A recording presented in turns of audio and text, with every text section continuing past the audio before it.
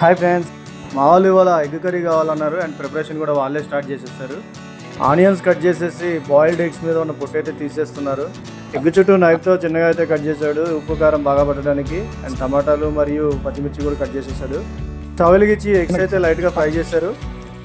Gravy preparation అయితే start చేసాం. First onions, తర్వాత మిర్చి, తర్వాత టమాటాలు అన్నీ వేసి బాగా డీప్ ఫ్రై చేసాం. కొంచెం ఫ్రై అయిన తర్వాత మొత్తం తీసి ఒక జార్లో అయితే వేసాం. అండ్ ఇందులో యాలకులు, లవంగాలు, జీడిపప్పు, అల్లం పేస్ట్, గరం మసాలా మరియు సాల్ట్ వేసి మిక్సీ అయితే ఆన్ చేసేసాం.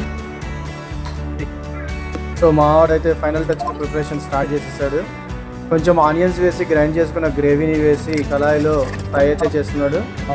కొంచెం సేపు ఫ్రై అయిన తర్వాత పసుపు మరియు కారం వేసేసాం. కొంచెం వాటర్ అయితే యాడ్ చేసాం గ్రేవీ సాఫ్ట్గా ఉండడానికి. అండ్ వాడైతే ఫైనల్ టచ్ కింద ఎగ్స్ అయితే వేసేసాడు. పెళ్ళి అయితే అదిరిపోయింది ఫ్రెండ్స్. మీకు కనుక వీడియో నచ్చినట్లయితే ప్లీజ్ లైక్ ఇట్.